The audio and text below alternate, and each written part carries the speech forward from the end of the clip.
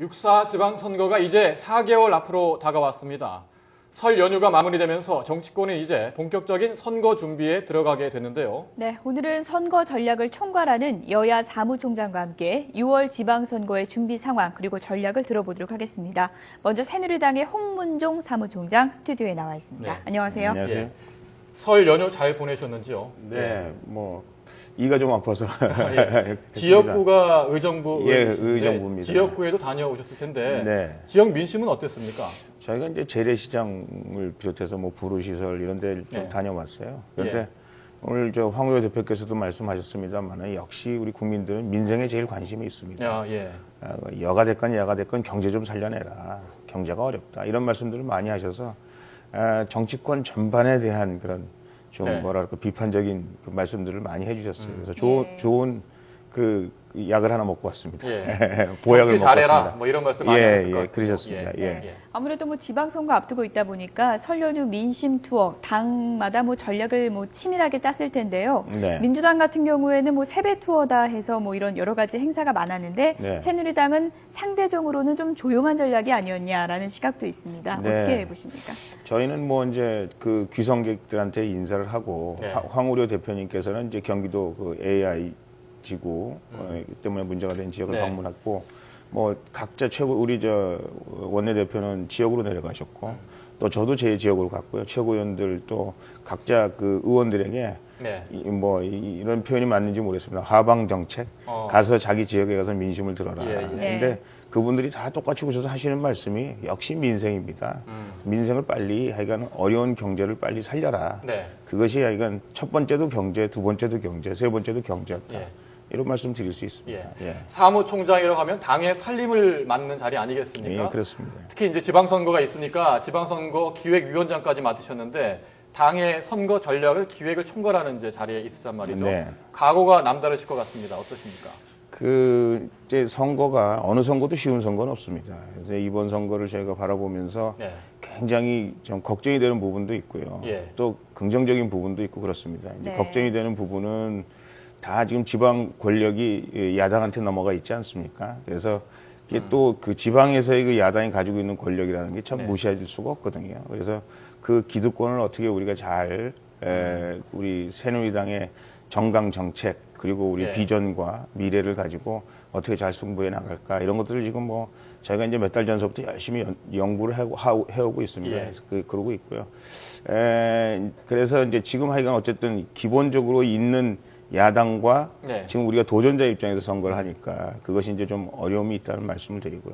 또 그럼에도 불구하고 약간 긍정적인 측면이 있다는 것은 그래도 국민들이 네. 여당이 그래도 뭔가 일을 좀 해봐야 되지 않겠느냐. 그리고 예. 대통령이 2년 차기 때문에 예. 대통령이 뭘 하실 수 있는 아주 굉장히 중요한 그 골든 타임이라고 그럴까요? 예. 프라임 타임이라고 그럴까요? 그렇기 때문에 이 지방 정부하고 중앙 정부가 이렇게 맞물려서 좀 이렇게 돌아갈 예. 수 있도록 이렇게 좀 그 지방 정부도 예. 잘 그 중앙 정부와 시너지를 낼 수 있도록 좀 이렇게 갖춰주는 것이 좋지 않느냐 이렇게 말씀하시는 또 우리 국민들이 많이 계셔서 그런 측면에서 보면 상당히 또 고무적이었다 네. 이런 말씀을 드리고 인터뷰에서 싶습니다. 이번 지방선거를 뭐 대통령 선거의 완결판이 네. 같다 뭐 이렇게 이제 표현도 하셨던데요. 네, 네. 뭐 선거 전략에서 지금 뭐 브레인 역할을 하셔야 될 텐데요. 네. 핵심적인 전략 한 가지를 꼽는다면 어떤 게 있을까요? 이제 전략은 가르쳐드리면 전략이 이미 네. 노출이 되면 힌트만 좀 주시죠. 노출이 되면 안 예. 되는데요. 예. 저희는 이제 조용한 선거를 해야 되겠다 이렇게 생각하고 있습니다. 예. 이게 제가 이제 가끔가다 이제 네. 기자분들이 저한테 질문하시면 우리 허허실실이다. 저희가 이제 사실 오랫동안 준비를 해왔고요. 내실 있는 네. 준비를 하고 있습니다. 그러나 예. 이제 저희가 요란한 선거보다는 우리가 국민에게 다가가는 선거, 또 국민의 마음을 읽는 선거, 또 국민의 어려움을 아픔을 치유해주는 선거. 예. 그런 선거를 저희가 지금 준비하고 있습니다. 다른 네. 선거와 달리 이번에 차별화될 수 있는 것은 안철수 신당이 이제 창당을 공식화했는데 제3의 이제 3당이 나온단 말이죠. 그렇습니다. 선거에 어떤 영향을 미칠 걸로 보십니까? 심대한 영향을 미칠 수도 있고 찻잔 속의 태풍으로 그냥 끝날 수도 있다 이런 생각을 합니다. 이제 사실은 그 우리 새누리당 예. 또 민주당 이 두 당이 포함한 아무 당에도 속하지 않는 많은 국민들이 새로운 정치를 좀 기대하고 예. 있었던 건 사실이거든요. 예. 그래서 안철수 신당이 국민들에게 맨 처음에 많은 어필을 했던 것도 사실입니다. 그러나 이제 그동안 사람을 리크루트하는 그런 그 예. 사람들이 들어오고 예. 또 더 나아가서 이제 호남에서의 그 뭐 민심잡기 싸움이랄까 예. 이런 것들을 보면서 이제 그나물의 그 밥이다. 이게 무슨 신당이 아니다. 예. 기존의 정치 질서에 무슨 어떤 변화를 가져오기보다는 예. 그저 그냥 나누어 먹기식의 또 다른 어떤 당이 하나 출현한 거 아닌가 이렇게 말씀하시는 분들이 계셔서 예. 제가 보기엔 이제 신당으로서도 굉장히 골치 아픈 일이겠죠. 그러나 제가 생각하기엔 정치권 전체로 볼 때도 제가 보기에 국민들이 이거 뭐 새로운 당이 나타났다 그래서 관심을 좀 가지려고 그러다가 예. 오히려 국민들의 관심을 이렇게 떠나게 하는 그런 결과를 초래할 수도 있지 않겠는가 예. 그런 생각을 합니다. 심대한 영향이 될 수도 있고 아닐 수도 있다 이렇게 네. 이제 전망을 해주셨는데요. 야권 연대 시에는 또 시나리오가 크게 달라질 수도 있을 것 같습니다. 그렇습니다. 오늘 발표된 CBS 여론조사 결과 먼저 좀 보면서 네, 설명을 그럴까요? 좀 해주시죠. 네. 새누리당과 안철수 신당, 민주당의 지지율이 나오는데 이 3자 구도로 가면은 새누리당이 유리한 걸로 나오고요. 예, 야권 예. 연대 시는 어떻게 되는지 한번 볼까요? 네. 야권 연대 때는 야권 단일 후보가 새누리당 후보의 오차 범위 내에서 앞서는 것으로 나타났습니다. 네. 그런데 말이죠. 야권 연대를 해야 되냐 말아야 되냐 이런 여론조사를 해봤더니 연대를 말아야 한다는 의견이 훨씬 높게 네. 나타났습니다. 네. 연대에 대해서는 좀 부정적인 의견이 더 많다는 거지만 또 시나리오상으로서는 야권에서는 지금 야권 연대 가능성도 높게 점쳐지고 있는 상황인데요. 새누리당에서는 어떤 상황을 지금 가정하고 계십니까? 이제 두 가지 상황을 다 가정하고 있습니다. 네. 예, 많은 분들이 말씀하시지만 신당 입장에서 만약에 야권 우리는 이제 야합이라고 합니다. 그런 거는 그 야합을 하게 되면은 결국은 예. 아주 단기적으로는 무슨 효과가 있을런지 모르지만 장기적으로 봐서는 안철수 신당에게 있어서는 아주 치명적인 독이 될 수 있을 예. 것이다. 이제 이렇게 생각하기 때문에 안철수 신당 입장에 있어서 뭐 여러 가지 미래를 생각하고 있다면 예. 그런 일은 일어나서는 안 될 것이다. 그렇게 생각을 함에도 불구하고 정치는 항상 우리가 말하지 이제 생물 아닙니까? 예. 막판에 가서 이제 저렇게 다 말하자면 새누리당이 유리하게 되고 야권이 전부 지리멸멸하게 되면 호남을 제외한 지역에서 그러면 저분들이 좀 무슨 생각이라도 해낼 수 있지 않을까 그런 생각을 하고 여태까지 사실 또 그래 왔고요. 그래서 이제 저희가 여러 가지로 이제 대비를 하고 있습니다만은 아까 이제 그 야권이 이렇게 야합을 해가지고 하면 야권이 여권보다 좀 이게 지지율이 좀 네. 높게 나오는 예. 걸로 돼 있습니다. 예. 근데 그 높게 나오는 부분에 대해서는 이게 일종의 우리가 말하는 정치공학적 접근이죠. 예. 어떤 사람이 어떻게 들어갔느냐에 따라서 그것이 정치공학적으로는 그렇게 그냥 사람들한테 예. 야권 단일화된 후보를 지지하시겠습니까? 아니면 새누리당을 지지하시겠습니까? 할 때 나타난 그 비율과 실질적으로 새누리당의 홍모 후보, 네. 예를 들어서 야권 연대 뭐 박모 후보 뭐 이렇게 나왔을 때 나타나는 그런 여론조사하고는 또 상당히 다를 수 있다. 저는 그렇게 인물론에 좀 기대를 하고 인물도 예. 그렇고요. 예. 그 두 당의 입맛에 맞는 그런 후보가 나오기 상당히 어렵다. 저는 그렇게 생각하거든요. 예. 그래서 이제 투표하러 안 가는 그 야권 지지자 성향의 사람들이 있을 수도 있고 더 나아가서는 그게 배기 싫어서 거꾸로 또 예. 할 수 있는 그런 후보도 있고 그래서 그게 그냥 정치공학적으로 이렇게 야권 연대가 더 높다 이렇게 얘기하기는 그렇게 쉽지 않아요. 뚜껑을 열어봐야 알겠군요. 뚜껑을 예. 열어봐야 되는 거죠. 그러나 이게 그렇게 예. 된다면 절대 쉬운 선거는 아니다 그런 생각을 합니다. 예.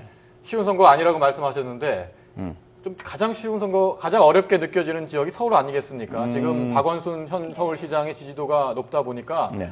새누리당 입장에서는 정몽준 의원, 또 김황시 전 총리, 이해운 최고위원까지 거론되고 있지 않습니까? 네네.